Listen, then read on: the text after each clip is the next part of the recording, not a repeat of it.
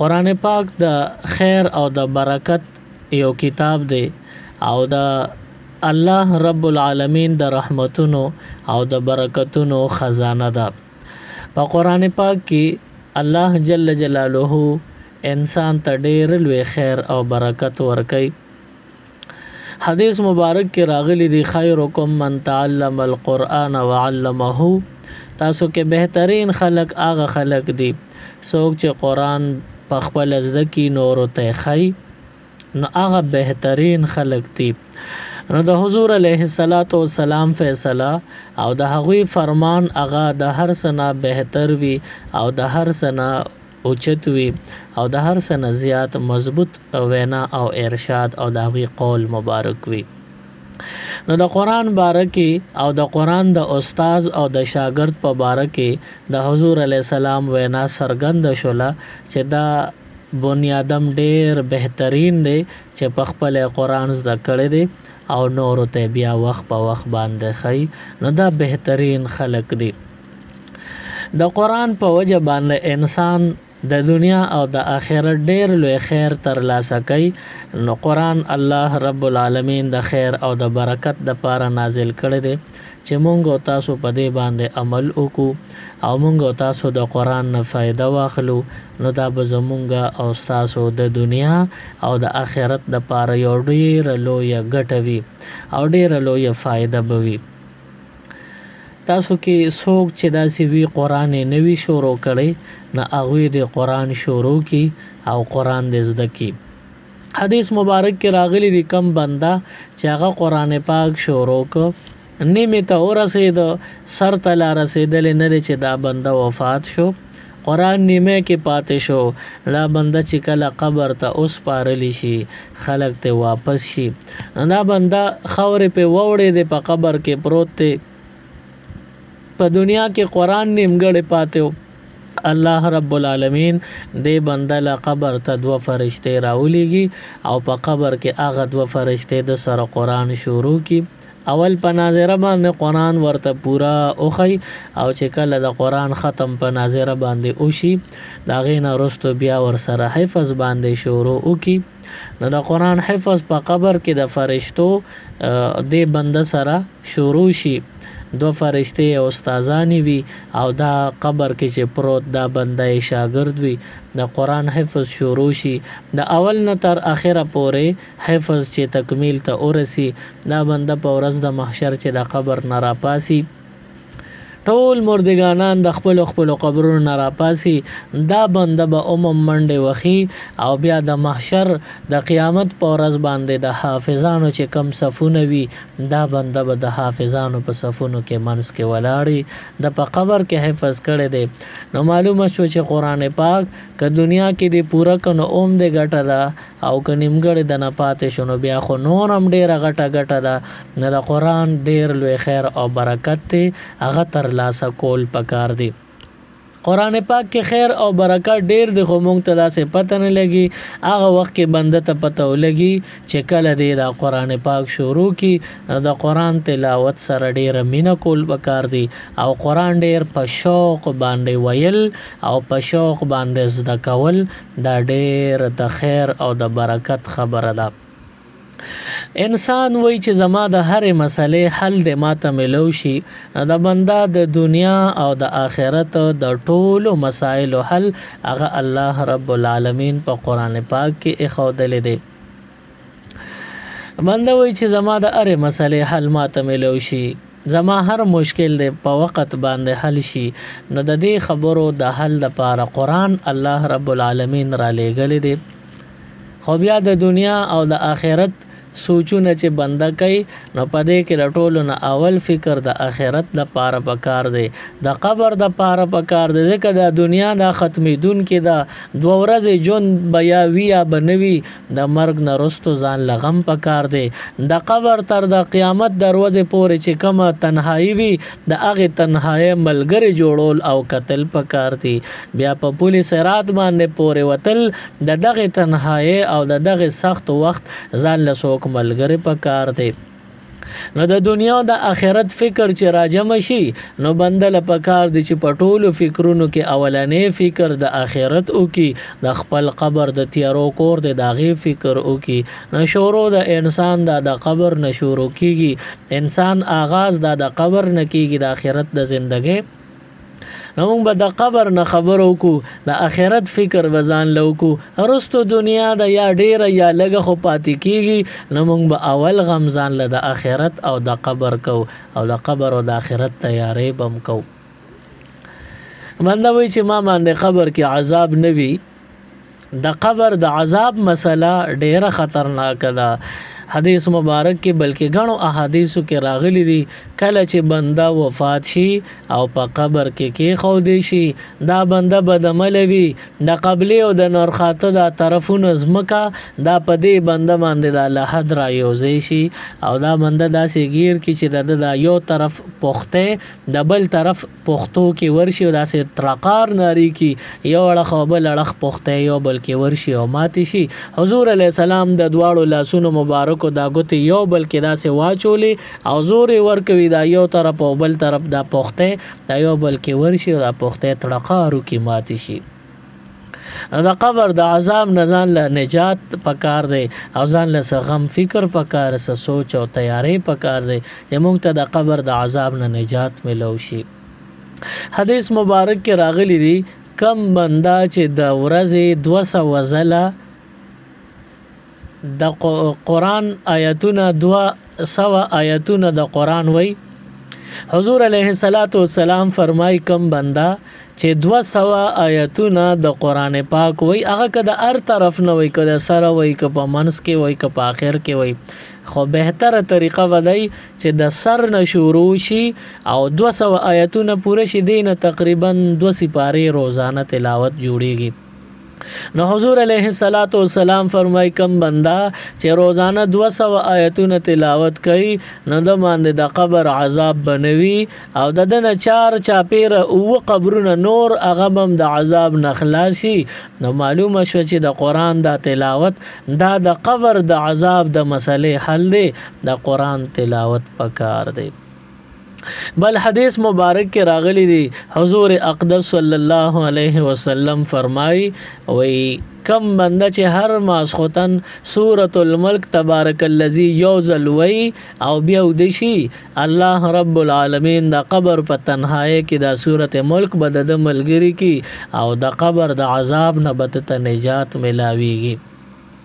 نور روایتو کې مراغلی دي د قبر عذاب او بیا د فرشتو سوال جواب کې ک بنده تیر زینو دا خو نورم په تکلیف کې مبتلا بشي نو ګڼ شمیر احادیثو کې دا مضمون ذکر شوی دی کله چې سورۃ ملک بنده هر شپه تلاوت کوي چې دی وفات شي نو د کفن او د بدن ترمنځ د سورۃ ملک په سینه باندې پروت وي او ځان په خور کې کله چې په قبر په تنهایی کې دی کې خودلی شي دغه وخت کې فرشتي سوال او جواب لراشي او دا فرشتي چې وګوري چې د سره سورۃ ملک دی نو خدای پاک نه دا فرشتي تپوس کوي پروردگار تا خوي چې د دې بندنه په قبر کې تنهایی کې به تپوس کې نه د سره خدا قران او سورۃ ملک ملګری دی نه د خو تپوس نشو کولې د سورۃ ملک تبوایو چې اخواشه او ځان له یو وړخته چې مونږ د دې بندنه سوال جواب واخلو نه د فرشتو ته لو فرماینا دام زما فرمان دی چې کم بندا دام زما وعده ده چې کم بندا سورۃ ملک د ماسختن یو زلوي نه دا بنده به کله هم په قبر کې تنها کوم نه چې زما وعده ده نه تاسو سوال جواب ددنه ماخله ددنه تاسو مکوي چې دې نه تنها کیږي نو تاسو سوال جواب د ته معاف کې دی پرې دی او بیا قبر کې د سره سورۃ ملک ملګری وي نو قبر د عذاب د مسلې حل دا په قران پاک کې پروت دی نو قران پاک لمینه ورکول پکار دی بیا بنده وای چې ماته دی اخرت کې د قران پاک نه فائدہ ورسی په ورځ د محشر سختی بوي تکلیفونه به سخت ګرمي بوي دون سخت ګرمي چې د هر چا په دې سرونو کې د مازغه داسې به خټ کیږي لکه په کټوي کې چې وب غولې وخی او خټ کیږي دغه شان به د بنی آدم د سرونو کې مازغه خټ کیږي دون ګرمي به په ورځ د محشر نو په دغه ورځ باندې په دې سختۍ کې ځان لا د آخرت د عذابونو نه نجات دام د قران نه حاصل کا چې بنده د قران تلاوت کوي په ورځ د محشر دغه قران به پکار راځي. حدیث مبارک کې راغلی دی وای د قیامت په ورځ باندې قران پاک بجړه کوي الله به تاسو کې چې ته ولې جاړې وای دا قران پاک به الله ته فرمایي چې پروردګارا زب ولې نه جاړم هغه بنده چې زما تلاوتونه شپه او ورځ به کول هغه د لا بخل نه نو ز څنګه خپل جړه بنده کم ز څنګه قلار شم. الله رب العالمین به تو فرمایي وای خزستا تلاوت چې په دنیا کې چا په شوق او محبت سره کاو هغه بندیان ما ټول او بخل اوس جړه بند کا. نو حدیث مبارک کې راغلی دا قران به د بنده لپاره شفاعت کی او د قران شفاعت به قبول شي الله به دا بنده مفت کې اوچ په اوچو بخي بغیر د حساب کتاب نه جنت ته به بوزي. نو د آخرت د سخت عذابونو او د سخت ورځې د تکلیف نه د نجات مسله غم په قران کې دا چې بنده د قران تلاوت ډیر ډیر کوي الله رب العالمین د عذابونو نه نجات باور کوي. دا مسله دا د آخرت شو اوس مونږ وایو چې په دنیا کې اوسېږو نو د آخرت خو غم به کو خامخا خو د دنیا هم څه ضروريات به وي څه مشکلات به وي څه حاجات به وي چې هغه ټول هم پوره شي زموږ مسلې حل شي. نو د دنیا د هرې مسلې حل هغه په قرآن پاک کې شته. بنده وای چې زما غربت ته ز غریب ما زما غریبی دا او د غریبې د لاس زما بسو کی عزت نه کوي او ما سره مال دولت بنی نو خپل ضرورت بنه پوره کول شم په وخت باندې نه د دې مسلې حل مال پکار دی نه د خپل غربت او د غریبې د مسلې حل اغم په قران کې شته خو چا کتل نه دی. ډیرو روایتو کې راغلي دي او فضائل اعمال دا یو خولي کتاب د حدیثو پدې کې هم دا حدیث مبارک ذکر شوی دی. حضور علیه الصلاۃ والسلام فرمای چاته چې د غربت او غریبې مسلوي او چاته دغه پریشانی چې مال را سره نشتا د ماخام د مانځنو رستو یو ځل سورته واقعه د په شوق او محبت سره وی الله رب العالمین به دومره مال حال ولور کی او دومره برکت به ورلور کی چې دی بیا په خپل خیر خیرات کوي نور لبه مور کی دون مال به الله ورکی ما خامل نفس یو ځل سورته واقعه وی الله رب العالمین دلبا دغه برکت ورکی چې مال دولت به وته ملوشي دون ډیر به ملوشي چې دی به د الله په نوم خلق لم ورکی. د غریبې مسله اومم په قران باندې حل کیږي کچاله دا سورته واقعه نه ورزینو اکثر خلک وي زمون په جبر نه وړي سورته واقعه مې ویل نه دا یا غون قران مې نه دی ویل مال نه راضي نو لیلا فی قریش سورت دا خو ارچاله ورزي اکثر په منځونو کې خلک د اخیری سورتونه وي نه لیلا فی قریش سورت خو آسان دی ګران نه رسلور آیتونه دي چاله چې سورته واقعه نه ورزي نه اغي د دروازه یو د پاسه سلزله سورته واقعه وای الله رب العالمین بد دغه خلکو غربت مسله حل کی غریبی به ختم شي دون مال او دون برکت به الله ورکی چې دی به الله په نوم بیا وی شي تقسیم وکړي او کچاله دام نه ورزي نو بیا بسکای نو ولا سورته واقعه ورزي نو ولا سورة قریش ورزی لئیلا فی قریش دام نورزی نو بیا استاد ساسانه مسله را توخایا چې زما غریبی په ختم شي نه د دې مسلې حلم په قران کې شتا. حضور علیه الصلاۃ والسلام فرمایي چې کم بندا کور ته یو ځل رانه نوته نو کور ته رانه نوته سره په تیز आवाज ټولو ته سلام وکا د کور بندیانو ته سلام وکا د سلام نرستو یو ځل په ما باندې درود شریف وایا او درود شریف نرستو یو ځل قل هو سورۃ وایا قل هو ور چاله ورزي نو ګور د دنیا ټوله مسلې بده الله رب العالمین پدې باندې حل کینو دومره مال دولت بدل الله درکې چې پر ټولو لبستړي شي او د دنیا دستور دی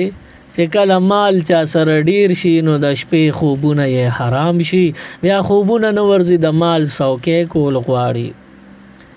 ځکه چې څوک برازي په دیوال برا وړي تا نه به مال یوسي څوک برلا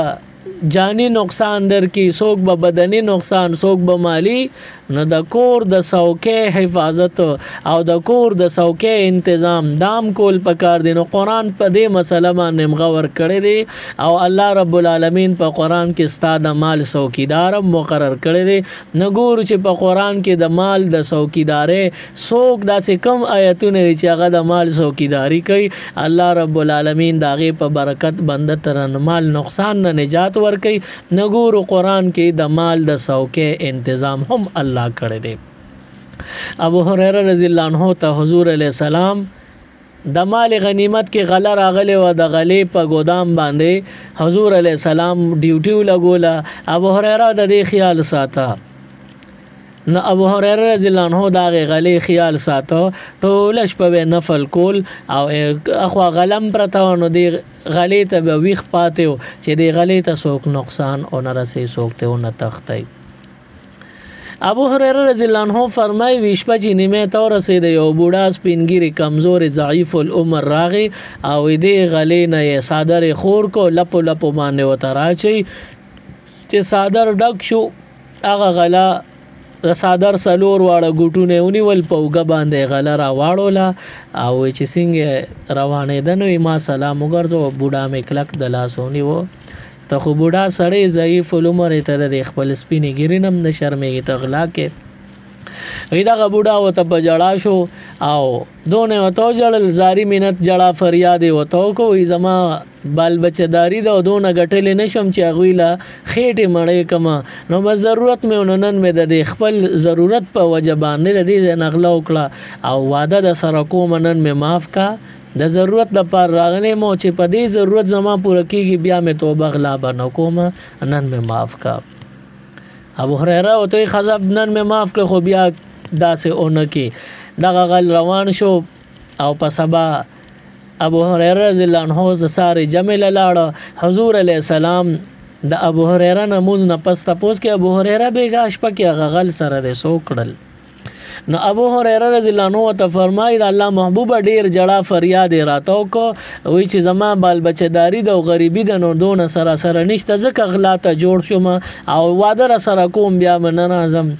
حضور علیہ السلام فرمایي ابو هريره دروغ ته ویلي بیګاله بیا انتظار کو دی بیا مرضی دروغ ویلي چې بیا ناراضم نه ورازي ابو هريره رضی الله عنه بیګاله شپې بیا ډیر انتظار کوي چې خامخا د حضور فرمان کله هم دروغ کې دی نشي دا غل خامخا ورازي او چې ما نغلو نکی نبي په دغه غلبه نه څوکۍ ته ولاړ دی او ناګه نبي دغه غل راغی او ما سپینګری بوډا راغی او بیا صادر د غلې نه ډک پوګه کو ابو هريره بیا د لاسونی وو ته دومره به حیاي بیګا د قسم قران کړی دی او واده غاټي دی کړی چې زب بیا نه نظم زما غریبی د نن مې صرف غلوک بیا بنو کوم واده دی کړی ته دونه به حیاي نن بیا را لغلاله ابو هريره ته د غغل نن د پرونو نه زیات قسم قرانونه کوي جړه فریاد وته کوي نن مې معاف کړو زما توبه بیا بزدا سے کار چرم نه کوما ابو هريره رضی الله عنه ته نکلا کا واده واغشتا اوړې په خفق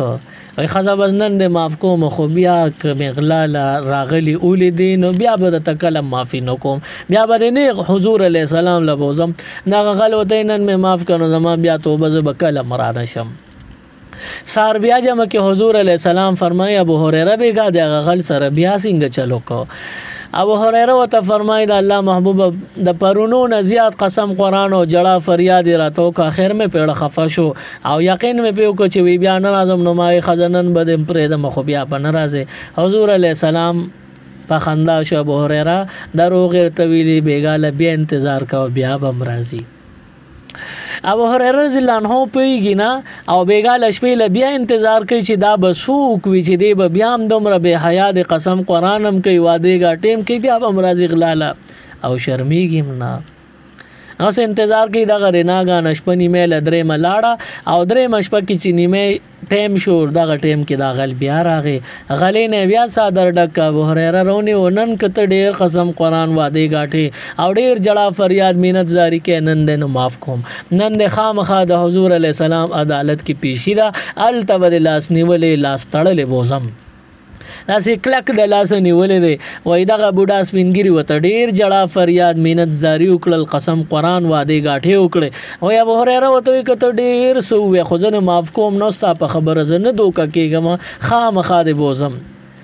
دا بوډا سپینګری ډیر مکارو دی وته وای ابو هريره یو مسله کده تو خیم نو بیا به مم نه معاف کې بیا به مم بوزي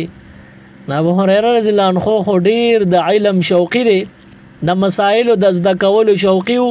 نه ابو هريره رضی الله عنه ته فرمایي سم مسله وراتو کې وای اول راته وې کوم مسله مې د توخو لنو بیا به مې پرې دی ابو هريره ته فرمایي ته مسله خو کې دي چې پرېدم ابو هريره رضی الله عنه ته دغه بوډا سپینګری وای چې کله د شپې سملین یو ځل آیت الکرسی وایا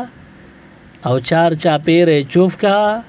نه به پیریان دیوان راضی نه به جنات وغیرہ راضی نه به غل ډاکو راضی نه به دشمن راضی سوک ممستا مال ته د ضرر رسول په نیت ناراضي استعمال ته به ضرر تر ساره پورې نه رسی یو ځل آیت الکرسی چې د شپې وې 4 چاپیره چوف کې دا مسله او تو خل د ډیر شوق د وجه ابو هريره د غل پرې خو خزه بیا اغلا لرانه شي اغل وینن مستا د غوتو ځان او وست زما بیا توبه بیا چته زر اعظم خدای والم چې بیا اعظم اغه غل لاړو سار بیا حضور علیہ السلام ابو هريره ته فرمایا ابو هريره بیگانی غل سره دی بیا څنګه چلو کو ابو هريره ته فرمای بیگا خو مې ډیر کلک نیولو نه مې معاف کو خامخا مې راوستو اگر له لالچ را کو ما ته وی چې مسله ته خیم وی ابو هريره سم مسله را ته خولې دا او راته وی چې را ما معاف کا زما پرېدا نو زبر ته مسله خیم وی ما ته چې سم مسله وی راته وی چې آیت الکرسی د شپې یو ځل وایا او 4 چاپیره چوف کوونو بیا به کلم غلغدو ناراضي او دشمن به پیریان دیوان یا وغیرہ نور څه دشمن او موزر دا به ناراضي استعمال ته نقصان نه رسي بیغم په آرام په سکون خوب بکې استعمال ته وسوک ضرر نه رسي حضور علیہ السلام فرمایل ابو هريره وی ډېر ته ریشا ویلی د پټول عمر کې چې ته ریشا نه وي خدایو خبره ته ریشا کړی دا بیا حضور علی السلام تپوس کې ابو هريره او دې پیجند چې دا غل دریش په پر لپسې راغلی دا سوکو حضور علیہ السلام ته ابو هريره فرمایي دا الله محبوب الله او دا الله رسول خپويږي زنه پیغام چې دا غل سوکو پر لپسې دریش په راغی حضور علیہ السلام تو فرمایل دا شیطان ابلیس لعینو او د انسان په شکل براتلو او غلا به کول او ارش په به د دروغ وی چې بیا په ناراضم بیا حضور علیہ السلام ابو هريره تو فرمایل ابو هريره د چته پټول زندګي کې یو ظلم ریشان دی ویل سره بیگاش په تا ته ریشا ویل دی یو شپه چې د کې ارش په یو ځل آیت الکرسی وای 4 چا پیر چوف کوا نه هیڅ کله غلغدو پیریان دیوان دا بل باندې حمله نه کوي استعمال ته ضرر او نقصان من رسي ندینه معلومه شو چې زمونږ د دنیا ک کمال حال د داغي څوکیدار غم په قران کې پروت دی نو د قران سره مینا کول پکار دی د قران په مینا کې ټول خیر او برکت پروت دی چې باندې قران ډیر وی الله به د دنیا هر مشکل هر مسله حل کوي زمونږ نه قرآن حضور علیہ السلام ته نازل شویم نو چې دی خپل کمالات او خپل تاثیرات او خپل برکات خودلی دي د نزول نه مخکې خپل برکات خودلی دي لکه ابراهیم علیه السلام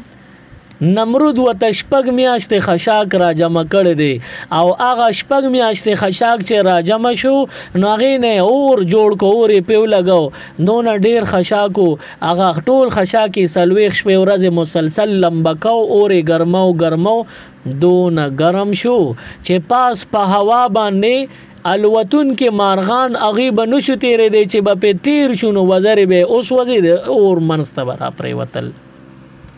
اندونه زیات خطرناک اور تیار کړو او بیا نمرود یا د نمرود ملګرو ابراهیم علیه السلام د اور ته نشو ورچولې ځکه چې دا اور دومره ګرم دی چې لرې پورې د دې تو او لمبې رسیږي نو که ابراهیم علیه السلام د اور ته ورغورځي نو خو څوک به راځي نږدې او ورچوي به نو هغه کس ځان نشو اور ته رانږدې کولی او د اور دا تو او ګرمایش یې نشو برداشت کولی نو اوس به ابراهیم خلیل الله اور ته څنګه ورغځارئ چا پکې دا مشوره ورکړه وی د دې اور نه لرې مزل دی فاصله کې یوه اونه ده او ډېره لوړه ده ډېره دنګه ده په دغه اونه کې یو ټال واچوئ پلاستیک په پړي باندې یا د تارونو نه جوړه رسۍ ده د هغې نه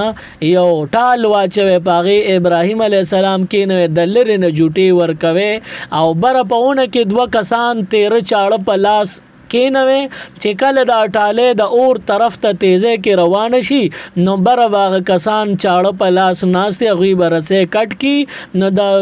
ابراهیم علی السلام کله ټاله اور طرف ته روان شي غوي رسه کټ کړي به د اور په منس کې ور پروزي اندغه شانو شولا ابراهیم علی السلام په ټال باندې ناشتي او د لاسونو مبارک یو طرف او د بل طرف نه تړلې شوی دی او ټاله ولړې رتهزه کې ورکي او بر کسانو ته ویلي دي چې کله ټاله تیز شي اور په طرف روان شي رسې بکټ کوي دغه ټیم کې فرشتي راغلي د ابراهیم علی السلام ته وی کس مدد د پکاري سراتویل غواړي نو وای مونږ بستا پکار را شو ته ابراهیم خلیل الله علیه السلام نو مونږ ته وای مونږ حاضر یو کستا ضرورتي مونږ بستا پکار را شوس بدا ټول د مونډ کندو چت کو درې اور منس کې به واچو دا اور به پدوی باندې سوړ کو تا ته نجات درکو ابراهیم علیه السلام د امداد راته وایا ابراهیم علیه السلام وت فرمای وی ما د الله د پاره د اور ته ورچي نو زما الله شته الله به زما مدد کوي نو زمونږ د قران د نزول نه مخکې ابراهیم علیه السلام د قران یو جمله نیمګړې ویلې ده وی حسبنا الله ونعم الوکیل الله رب العالمین زما د پاره ډیر بهترین کارساز او زمانه پر ډیر کافی دی حسبنا الله ونعم الوکیل یو ځل وی الله زمانه پر کافی او کارساز دی چې دا یو ویلې نو فورا الله رب العالمین اور ته متوجی شوی دی الله فرمای قلنا مونږ دی اور ته وی یا نار کونی بردن و سلام علی ابراهیم اے اورا د نمرود اورا په ابراهیم علی السلام باندې یخشا او داسې د سلامتیا یخشا چې دوی ته د یخنې نه چرته تکلیف اون رسی ابراهیم علی السلام د نمرود اور ته ور پروت دی منست ورغلی دی نو دغه اور الله یخ کړی دی صرف په ابراهیم علی السلام باندې د ابراهیم علی السلام لاسونو مبارکو کې یو طرف تا او داسې دی بل طرف تا د پلاستیک د پړي کړه وی لاسونه تړلې شوی دي او یا د تار نه جوړه شوی رسې ده پاغي تړلې شوی دي نو دغه اور په ابراهیم علی السلام اثر نه دی کړی او د اور په منځ کې چې پروت دي نو په لاسونو مبارکو چې کم پړې پاتې شوی رسې پاتې شوی دغه اور د لاسونو مبارکو نه هغه رسې او پړې سوځولې دي او د ابراهیم علی السلام په لاس نری نری ویختو یو ویختیم ولا نه د سوځولې نګور معلومه شو قران د حضور علی السلام ته نازلې دون مخکې خپل کمال خپل تاثیر خپل برکت او خپل اثر خودلې دی یو آیت ابراهیم علی السلام د نمرود په اور کې داسې ګلو ګلزار کو الله رب العالمین پیدا سے فضل کو د یو آیت مبارک برکتو داغه اثرو وی بیا رستو ابراهیم علی السلام نه چاته پوس کو چې ابراهیم علی السلام غونډه زندگی په تکلیفونو کې تیر کړي چې تخکل شپه ورځم د مان راغلی دي کنه و یو سلوي شپه ورځ را باندې داسې راغلی دي چې ډېر د سکون وي وای هغه کم شپې ورځې به سلويخ چې ډېرې د سکون وي کله چې نمرود اور ته ورغورځول منو پاغه اور کې ما سلويخ شپې ورځې تیری کړې دي او ډېرې د سکون د آرام او د راحت وي ګویا چې الله وته دغه اور نه نور جوړ ک دغه اور نه وته د جنت یو باغچه ګلونو باغچه جوړ کړه نو الله رب العالمین فضل کوي د دنیا مشکل ترین کار چې مخ ته راشي حسبنا الله ونعم الوکیل 300 لزلو وایستا ټول مسلې به الله حل کوي یونس علی السلام چې کله د کشته نه ټوپ کړ دریاب کې د مې خلو توازو د مې ګېډه ته ورغلې دي او په دغه ټیم کې یونس علی السلام ډېر په تکلیف کې د مې په ګېډه کې د ننه د یونس علی السلام دا بدن پوس شو او تکلیف محسوسو بدن خوګېدو دغه وخت کې یونس علیہ السلام لا اله الا انت سبحانك انی كنت من الظالمین یو ځل ویل دی پورته په اسمانونو کې د اسمانونو دروازې وغه چړقار شروع کړل فرشته د الله نه تپوس کوي پروردگار دا نوې اوازونه د سدي او د یو تکلیف والا بنده आवाज مونږ اورو یو کریک اورو دا کریک او دا چړقار سدي الله ته فرمای زما یو بنده د حضرت یونس علیه السلام هغه په تکلیف کې مبتلا دی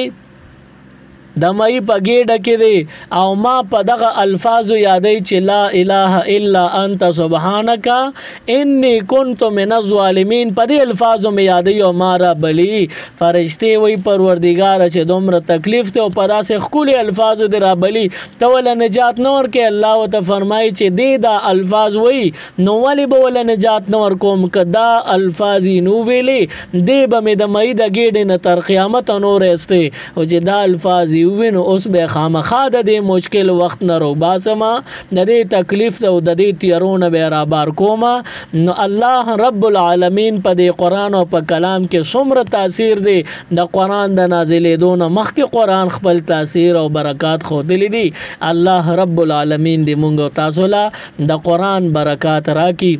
نن که مونږ ته مشکلات مخې ته راشي مونږ ته داسې پریشانۍ مخې ته راشي هغه که هر خبرې سره تعلق لري خو چې زمونږ مشکلات یا پریشانۍ وي نو که مونږ لا اله الا انت سبحانك انی كنت من الظالمین روزانه 300 لزله وي زمونږ د ټولو مسلو حل به الله په دې وظیفو کې اخودلی الله رب العالمین به خامخا زمونږ او تاسو مشکلات حل کوي الله رب العالمین نے پدے خبر د عمل کولو ټولو له توفیق ورکی سبحان ربک رب العزة عما یصفون